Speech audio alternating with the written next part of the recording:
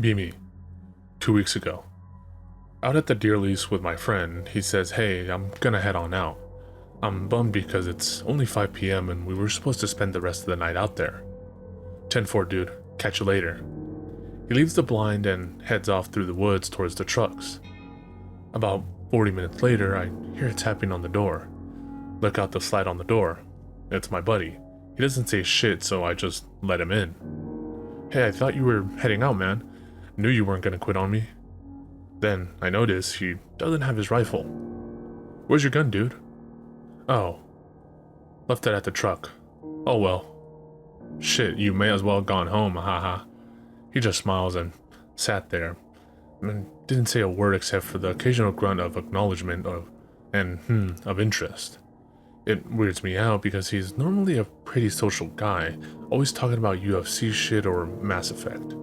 I ask, "You okay, bro?" All he says is, "I don't feel good, that's all." About 5:30 a.m. he says, "Hey dude, I'm gonna head on out." Before I can even reply, he's gotten up and exited the blind, and I can hear him tromping through the woods. At the time I thought, well, thanks for scaring off the deer, fuckwit, but now that I think about it, he wasn't walking towards the trucks. He was walking kind of off of the way. At about 7 a.m. I decide, fuck it, I give up. I pack my shit and head to my truck. His truck is gone, so I think nothing of it. The reason I'm bringing this up is I talked to him earlier today and was asking if he felt better, and he looked at me confused and said, "What do you mean?"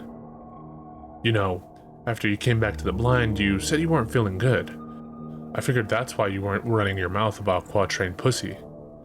He looked at me like I grew a second head and said, "Dude, I didn't come back to the blind. I drove home, got home at 8, and went the fuck to bed."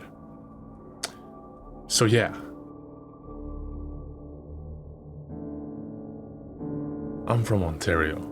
Apologies for this being rather long. 7 years old, at a friend's house. We stay up super late for 7 years old. We're watching horror movies like we're grown-ups. And we start, as kids do, telling ghost stories. We run out of ones that we've heard of, so we start making some up. I tell him one about a man who stalks the woods around where we live. The two of us only live a few kilometers apart. He doesn't age and can pass through shadows. He's been around since the olden Native American times. He feeds on lone hikers now, and back in the day used to slaughter small native tribes. We decide, even though we know we made it up, to go looking for monsters in the woods. We bring his German Shepherd with us, being 7 and not entirely brain dead. We get about 2 kilometers from his actual backyard. We're starting to get really into the woods. The dog starts whining and turns back, which is kind of weird. That dog's fearless. We keep going for a bit. Eventually, the flashlight starts flickering. We hear loud crashing sounds. The dog flies out of a nearby bush. Thank fuck, it's just a dog. Just stands in front of us, getting in our way every time we try to go by. Starts alternately whining at us and growling at something ahead. We try and keep walking, don't want to turn back yet. "Dude, your dog is weird." And I finally realize that the dog can't block us both. When my friend, let's call him Jason, I just realized I didn't name him yet, goes to get by his dog, whose name is Bear, I dart forward as well. The dog can't stop us both. Grabs Jason by the sleeve and pulls him forcibly into the brush.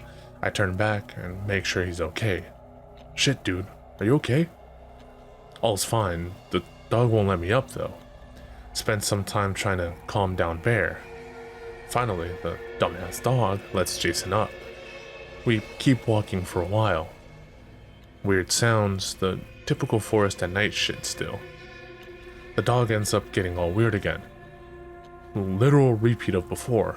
We'll try and stop us individually, but when we both go to get by at the same time, he ends up grabbing Jason over me. We turn back again, same shit. We calm down the dog once again. And then we continue walking some more. The whole time we've been making up more and more fucked up shit about the man. Spooks old wildlife, tracks his prey, sometimes for days, likes his flesh raw and tender, implying young because it's scarier as we're kids. The track we're on loops for a long way around the woods, going through some places we've never been before, even in daylight. Start telling stories we've heard of the lone cabin that's out there. No one's ever seen someone go in or out, but there's often lights on. This part is actually true, but for the sake of the story, I won't explain. The dog's been acting more and more strangely, usually very loud, inquisitive, and playful, even when we go out at night. We used to do similar things quite often when staying at his place or vice versa, but we've never gone this far into the woods. Eventually, the dog acts up again, this time much, much worse than before. It sounds like he's crying. He's nosing us the opposite way. We try and get past, literally bowling us over every time one of us tried to get by. Same strategy as before, wait until Jason's ready and run. Dog knows what's happening this time, already running at Jason. Grabs him and yanks him down, and then goes for me. I manage to trip on a root at just the right moment and flow my way by. He runs back to Jason and actually starts dragging him back down the path. Oh well, he'll calm the dog down and catch up on his own. I've been walking for a while, maybe more than 5 minutes, but definitely less than 10. Gone around a few bends, can't see Jason or his light. I decide to wait for Jason and don't want to get split up. I sit down under a large tree, have a great idea. I'll turn out my light, wait for him and make him shit his pants. He'll have to walk all the way back like a little pussy. Go behind a tree, and after turning the lights out, hear a rustling noise. Guess there must be another dog or something. I better climb the tree in case there's coyotes. I hear yipping nearby as soon as my hands are on the bark. Yank myself up as fast as possible. I climb into the center of the tree, hidden by foliage. The rustling gets louder. An adult is running down the path from the other direction as fast as he can, with long ass hair flying behind him. Oh man, he's really fucking running. You better be careful, there's a lot of roots around. He trips. I hear a crack. Fuck, he broke his leg. Probably just a sprained ankle. He starts crawling, then gets up, still moving as fast as possible. I hear sobbing coming from the man. I move to get down the tree and try to help. He hears me in the tree. His head immediately whips around. He whispers so I can just hear part of what he said. Up there, kid. There's... out there. Oh fuck. What? He's probably talking about the coyotes. Maybe there's a lot of them tonight. Gotta ask if he needs help. And immediately he shushes me, tells me to shut up and get further into the tree. I do so because the adult said so, in the middle of the night. He lets out a long sigh. Guess you found me then. Oh fucking what? The wild bastards are here? Nope. There's another fucking guy on the path. Must have just gotten there, walking slowly. Can't really see him, too dark. They both were coming down the same fork. Second guy says something, but I don't understand at all. Nothing like any language I'd heard up to that point in my life. First guy starts trying to hobble away. Second guy laughs, walks at the same pace after him. Suddenly, the first guy starts running faster than before. The second guy says something really fucking weird, and crouches down. He starts to sort of half jog, half run after the first guy. Sort of like a woodsman's lope, if you know what that is, but faster. They turn the bends. I can hear the first guy snapping branches and crunching leaves and dirt. Wait, the first guy? What about the second? The one who was talking weird? I look down. Oh shit.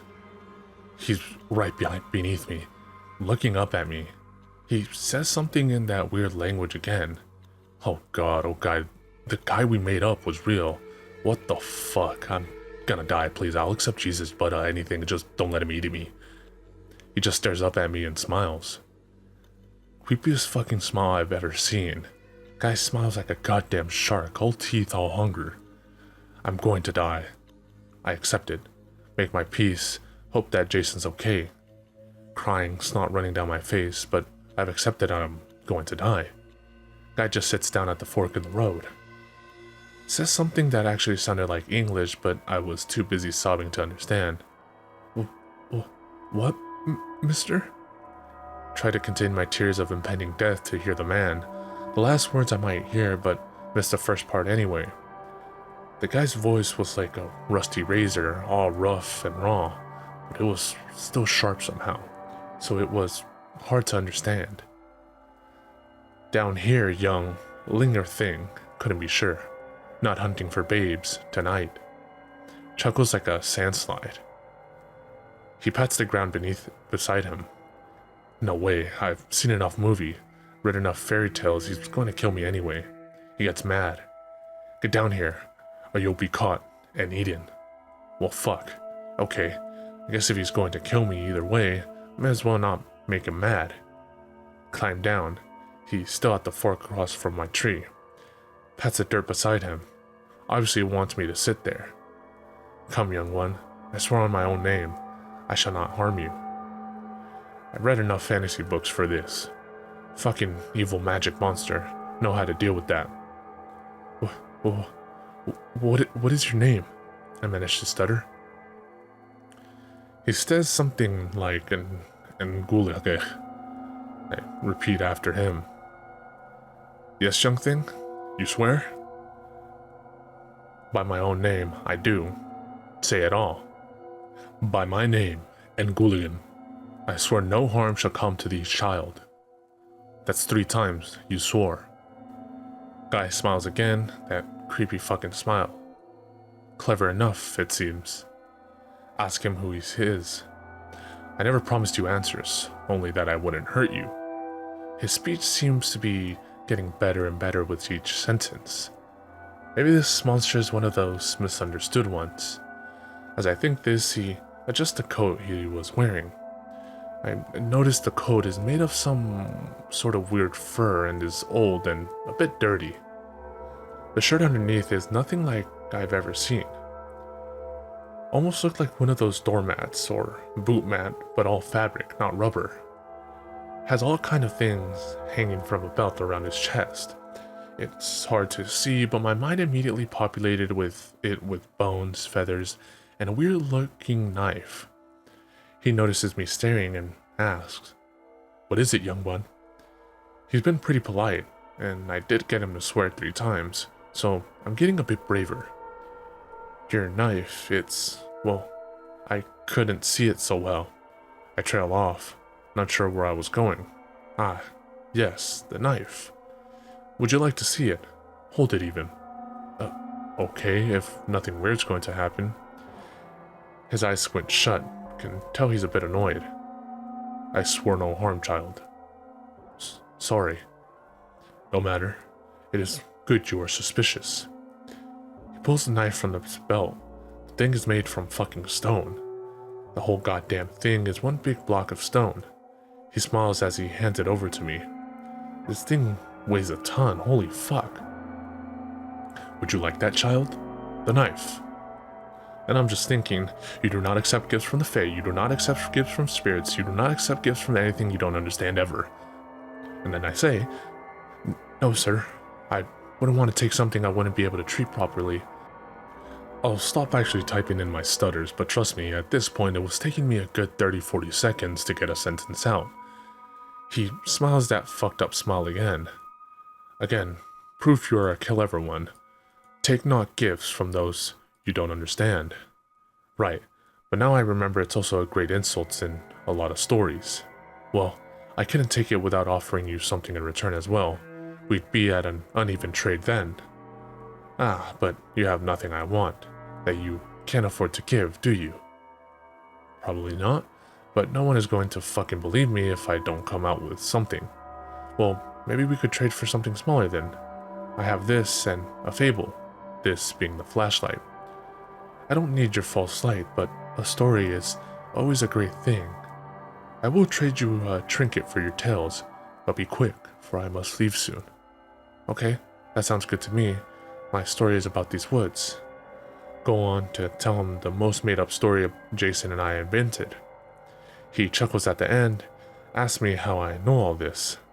Well, I made it up. You tell a strong story, boy.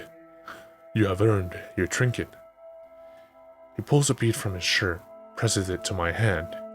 His hands are cold like the ground, or the rock he was leaning on, but the bead is colder, kind of large, but can't see its color in the dark. I must go now, but you have won this, and my respect for a storyteller. You will not be harmed in these woods.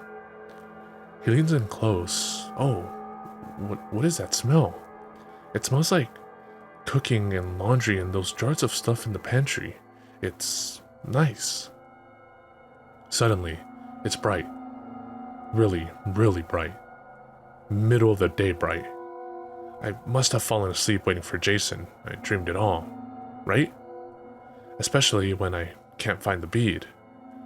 I walk back to Jason's. He sees me from the kitchen, runs outside and hugs me, crying frantically. I thought you were dead. I thought the man got you. I saw you and him in the forest, but Bear wouldn't let me try. He dragged me all the way home. This is my first pasta. Sorry for the grammar errors. A few months ago, I was driving along the streets of Los Angeles with my friend Zach until we realized we were running out of gas. We were trying to park somewhere to give our car a rest, but no luck. Then something caught our eyes. It was a McDonald's building with Ronald McDonald at the top of it. When we parked by the parking lot, we noticed that there was no customers inside. It was weird, considering that McDonald's is open 24/7. Also, there were no cars either. I could have sworn that the Ronald McDonald statue turned its head against me. I told Zach about it, but when he saw it, it was in normal position. He told me I was going nuts, but the statue did turn its head. I then heard a faint laugh coming from the inside. We got terrified. I tried opening the door, but it was locked by a rusty master combination lock. We didn't have time to figure out the combination, so Zach pulled out his gun and shot at it. It was finally unlocked. So we opened the door to the inside. What we saw was so horrible. There were dead corpses all over the tables and chairs and lots of blood in the soda machine. We puked in the trash can that was next to us. But before we did that, I saw mutilated arms and legs inside, which made us puke even more. How did McDonald's end up like this? We were so hungry, so we ran into the kitchen. There were fries and a few burgers. I thought we finally found food, until we saw more corpses.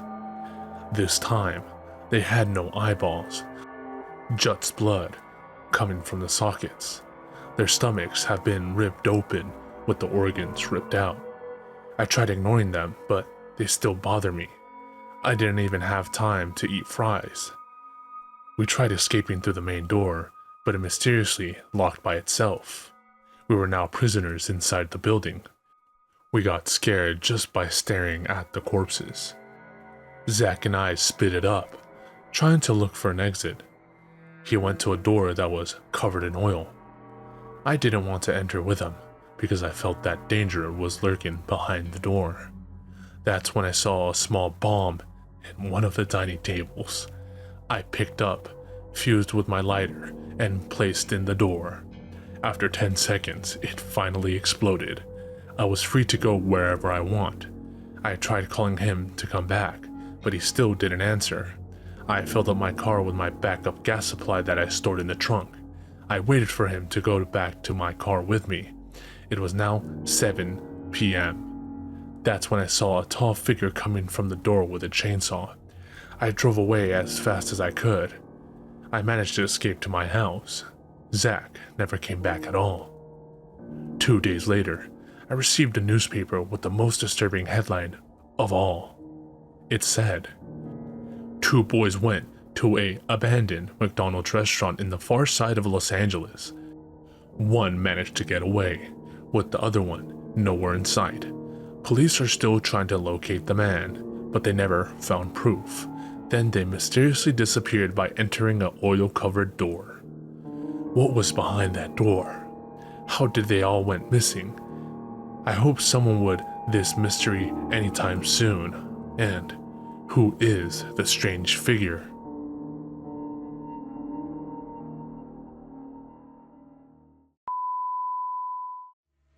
Definitely elevating for the 966.